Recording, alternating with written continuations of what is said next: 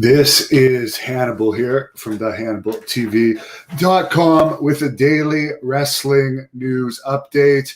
I did do an interview with Crimson and former NWA World Champion Jax Dane earlier today that you guys should check out. They've been in Impact, NWA. Jax has been in New Japan Pro Wrestling as well, where he actually won his NWA title from Tenzan over in Japan.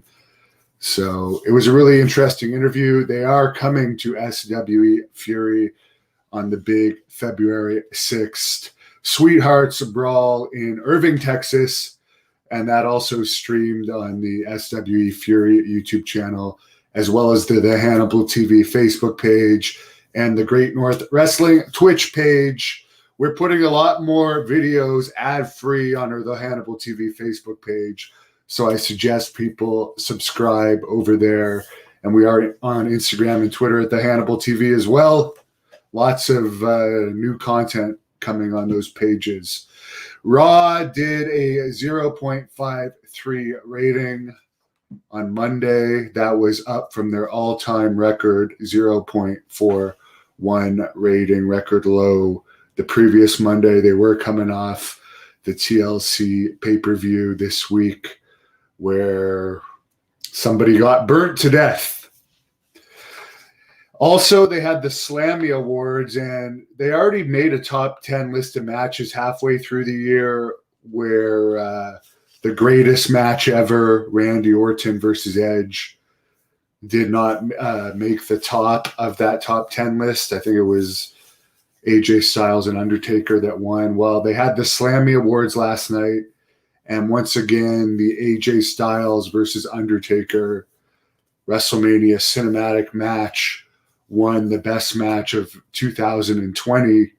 So they're not even kayfabing their own match that they build as the greatest match ever between Randy Orton and Edge. So I just find it funny they're not even protecting the kayfabe on that.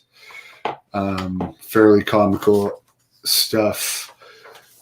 Jake Christ, who I'm not that familiar with, I guess he used to wrestle for Impact Wrestling, said he was not paid during his last 6 months working there, where they didn't use him on TV. I guess maybe it's similar to how some MLW contracts work, where if you don't work, you don't get paid. I don't know.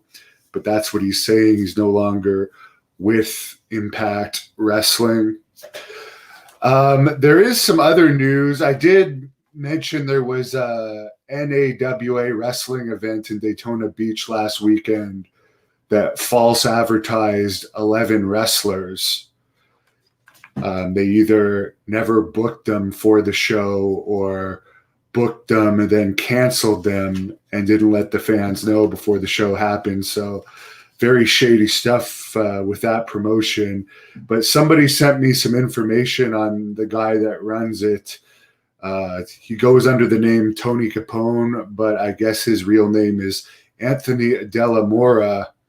And there was a scandal with him in recent years regarding his shoot job at the Mount Vernon Water Department in New York, where he was accused of improperly taking $32,000 in overtime. So weird guy, not a trustworthy guy at all, the kind of trashy person that does not belong in wrestling.